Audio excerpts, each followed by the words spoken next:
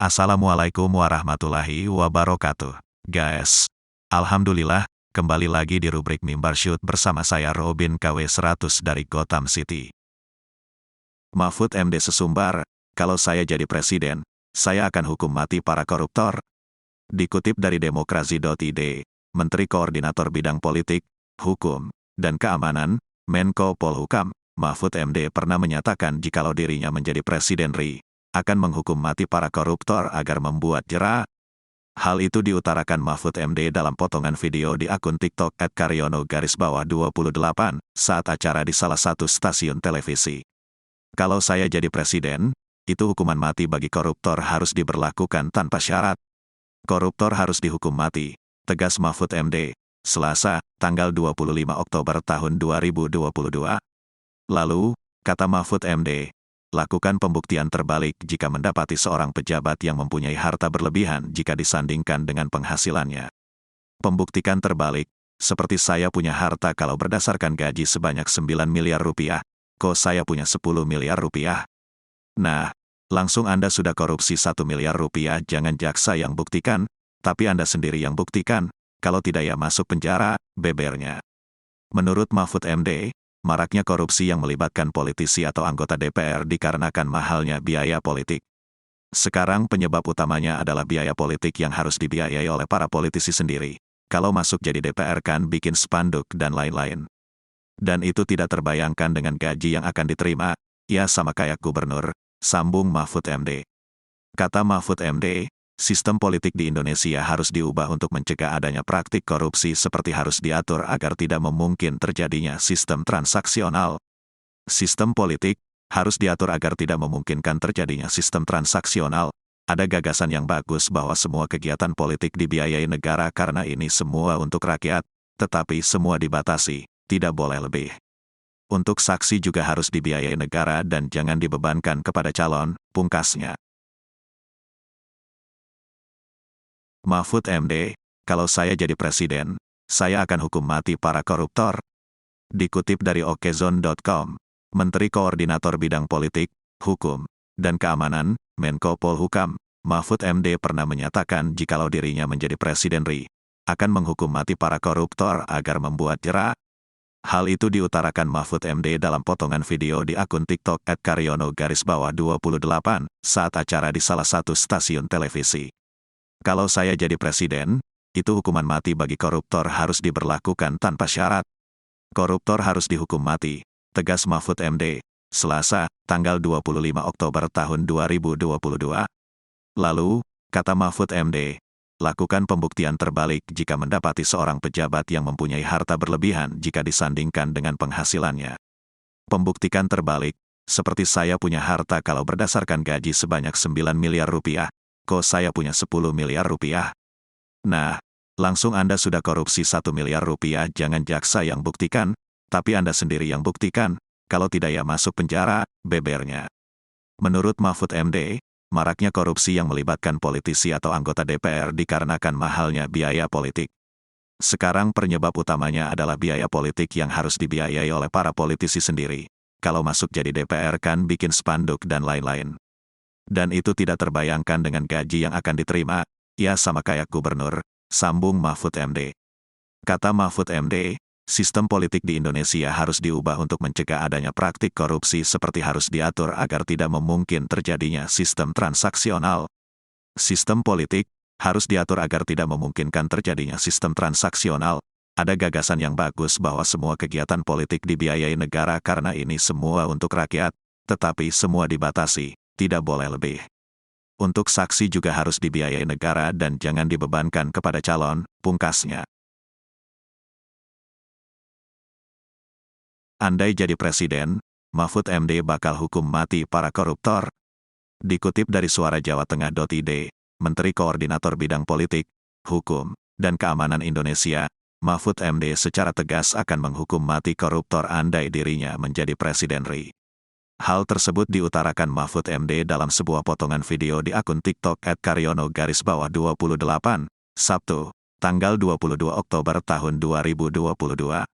Dalam video singkat itu Mahfud MD yang tengah menjadi pembicara di salah satu stasiun televisi mengungkap keinginannya menghukum mati tersangka koruptor. Kalau saya jadi presiden, hukuman mati bagi koruptor harus diberlakukan tanpa syarat dalam keadaan krisis, ujar Mahfud MD.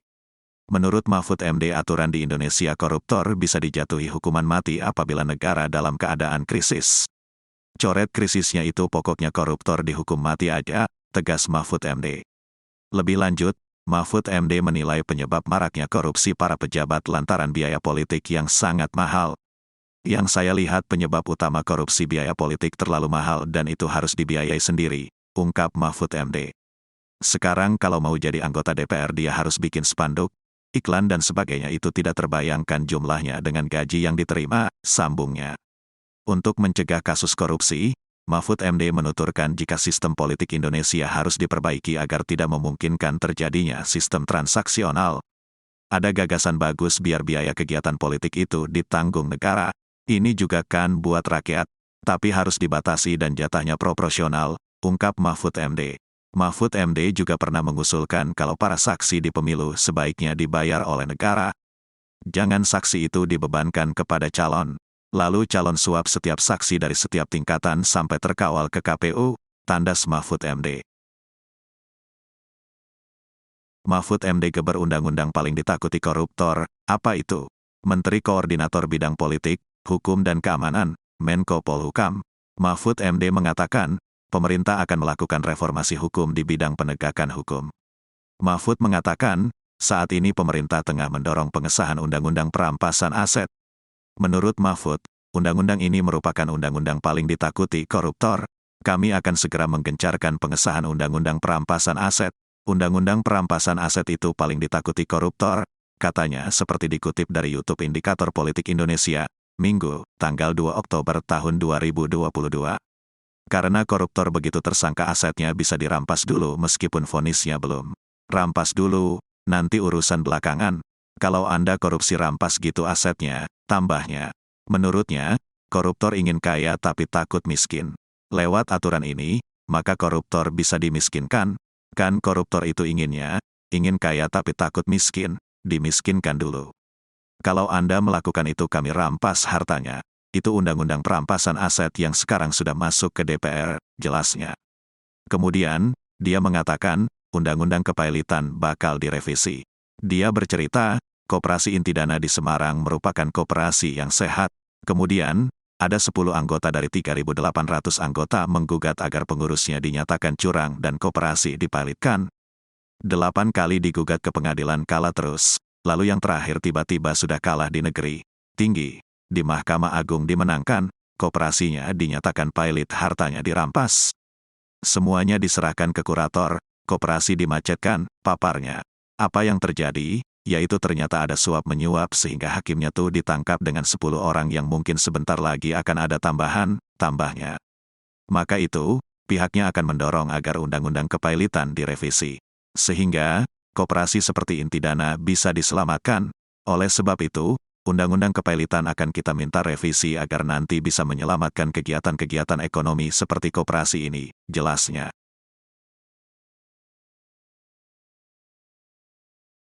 Koruptor harus dimiskinkan, Mahfud MD desak DPR sahkan RUU Perampasan Aset.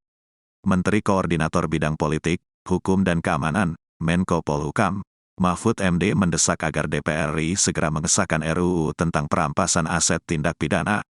Hal tersebut disampaikan Mahfud MD saat menjadi salah satu narasumber dalam pemaparan survei nasional Lembaga Survei Indonesia, LSI, mengangkat tema kepercayaan publik terhadap lembaga penegakan hukum dan persepsi terhadap kasus Kanjuruhan, Kamis, tanggal 20 Oktober tahun 2022.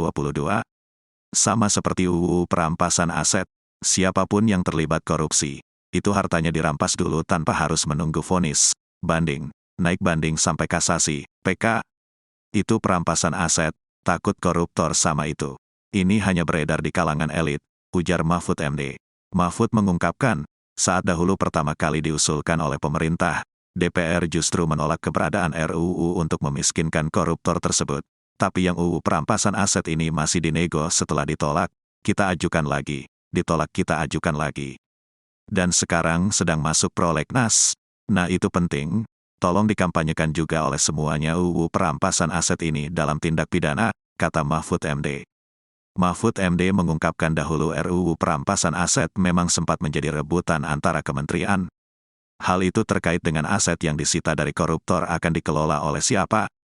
Dulu ini sudah selesai namun ada perebutan peran antara Kejaksaan Agung, Kementerian Keuangan, Kemkumham. Kejagung bilang aset dirampas itu harus disimpan di Kejagung. Kementerian Keuangan bilang bukan karena itu milik kekayaan negara jadi Kementerian Keuangan di Dirjen Kekayaan Negara, DJKN. Lalu Kemenkumham memiliki rumah rampasan, ungkap Mahfud MD. Namun saat di eksekutif sudah mencapai kata sepakat, Mahfud MD mengungkapkan halangan tersebut saat ini justru ada di legislatif. Dulu di titik tersebut kita gak ketemu. Sekarang sudah dipertemukan, diserahkan ke DPR, cuman DPR-nya yang belum mau. Itu saudara yang tidak populer, tidak banyak rakyat tahu, tapi ini sangat penting. Jadi perhatian kita bukan hanya yang mau diketahui rakyat, ini penting untuk penegakan hukum dan pemberantasan korupsi, mari kita perjuangkan sama-sama. Terlepas dari soal rakyat atau tidak, katanya. Sebelumnya, Menko Polhukam Mahfud MD menyampaikan pesan Presiden RI Joko Widodo, Jokowi, agar rancangan undang-undang RUU perampasan aset tindak pidana segera diselesaikan.